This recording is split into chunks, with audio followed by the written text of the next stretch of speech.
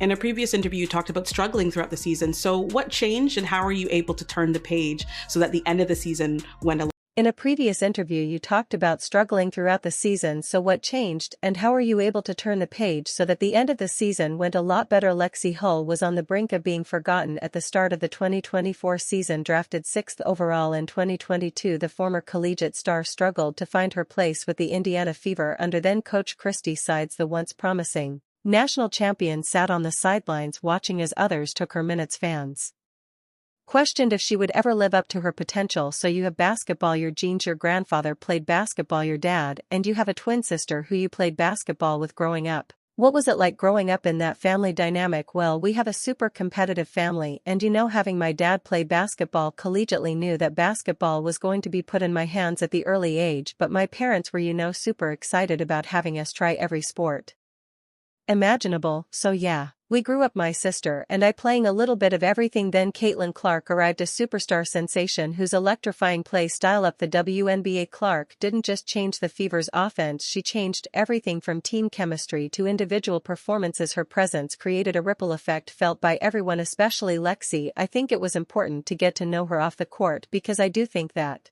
connections, getting to know people really play a part in the success of teams. In her latest interview with She's for Sports and the Dunker Spot, Lexie did not hold back what happened behind the scenes. How did Clark's leadership transform Hull's trajectory? And what does the story reveal about the rise of the Indiana Fever? Get ready to uncover the untold truth about redemption, camaraderie, and one of the most inspiring turnarounds in the WNBA. She's been called the clutch player by WNBA fans, and she was drafted to the W in 2022 with the Indiana Fever in the first round as a 6th pick. I'm talking about professional basketball player Lexie Hull. The 2024 season couldn't have started worse for Lexie Hull. Drafted 6th overall in 2022, she had been a key figure on Stanford's national championship team, yet just 2 years into her WNBA career, she found herself on the bench watching as others like Katie L. Samuelson and Christy Wallace played ahead of her. And at the beginning of the season, my playing time definitely looked different than it did at the end, so trusting that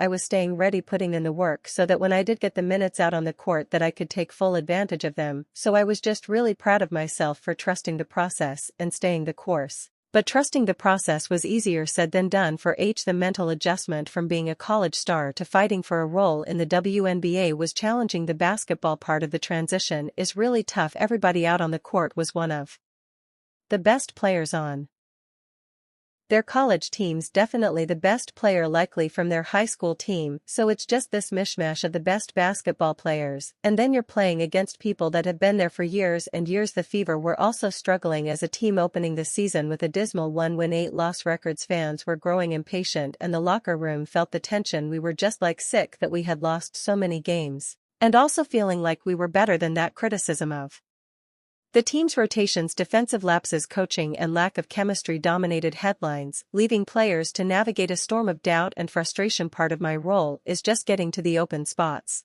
And we have such a good offense that people find the open person, so to be that open person you get excited, for the opportunity to shoot and score and be part of the momentum. She poured herself into practice, refining her cutting and shooting to capitalize on any opportunity that might come her way. Hull also credited her teammates for keeping her inspired. What is it like playing off of Caitlin Clark, Kelsey Mitchell, and Aaliyah Boston? I mean, they make my job really easy, right? It's pretty, it's awesome, and it's really cool to see all of them just grow, not only from this year but playing 3 years with Kelsey, 2 years with Aaliyah. They're so impressive. Enter Caitlin Clark, the phenom whose arrival was nothing short of seismic for the Indiana Fever. Known for her jaw-dropping highlights and fiery competitiveness, Clark stepped into a locker room desperate for a spark, and spark it she did. From the moment Clark joined the team, the atmosphere changed. Fans were buzzing, ticket sales surged, and practices became electric. And I think it's really fun because they garner so much attention, obviously, from the other team's defense, so then it allows the other players being included to make cuts, make reads, and they're really good at finding those openings and giving the ball up when it's needed and finding the better shots, so it's really fun. And I feel really lucky to get to play with them. We play against guys in practice, Hull said, laughing. If they're not winning, Caitlin's going to do everything she can to make sure they're competing. That energy wasn't just for show, it carried over into games where her ability to see plays unfold before they happened left defenders scrambling. I definitely got passes And tried to finish when I wasn't expecting to get the ball, so like now it's like, okay, every cut I make, every fast break I run like I have a real opportunity to get the ball, which definitely like took me a second, and I think it really just took one of those to really get my head around like, oh, she's all the way down at the other end of the floor and she could still make the pass to me down at the block at this end. So I mean it's been awesome. Clark ability to read defenses and deliver passes into tight windows transformed the Fever's offense. Suddenly players like Hull found themselves wide open in spaces they hadn't been before. She's making passes I didn't think were possible. Hull added. The team began scoring more efficiently with Clark's presence, drawing defenders and creating opportunities for her teammates. It's so fun to be able to know that you're not just cutting to cut, knowing that you're cutting with the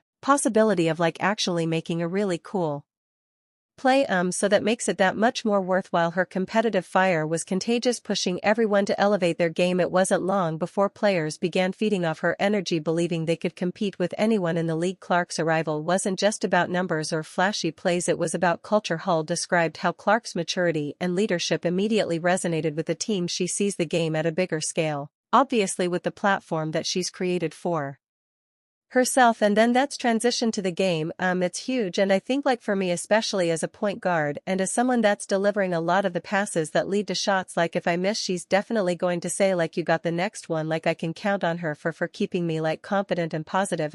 So yeah, I think that just it shows that the player that she is and the leader she is as a point guard, and step up they did as the Fever began to gel. Their offense transformed into a cohesive dynamic force. The game becomes so much more fun when you know you're cutting with a real chance to make a play. Paul said for the Fever, Clark wasn't just a rookie, she was a game changer, but was her arrival enough to turn the season around? That answer would unfold in the weeks to come. It's really awesome to get to know her as well, because you know she's a great person, but you have all these expectations put on her, and our team has put on her and fans have put on her, so to see her kind of be so mature in that transition, it's been really awesome, and I'm just really proud to have her on the team, and it's been exciting. If you've made it this far and are enjoying the video, don't forget to like, subscribe and turn on all notifications. We know watching this video takes some of your time and we appreciate you. Now back to the action. The Indiana Fever had a history-making year. What was that like for you to be a part of that? I'm really grateful for the opportunity to not only play in the WNBA, but to be on a team like the Indiana Fever. I've seen so much growth, not only on the team side, how we're performing on the court, but also the growth in fans. I mean, on the road it felt like home games were playing in sold-out arenas that we have not played in the last 2 years before that. So I mean, it's just really exciting. The Fever's journey from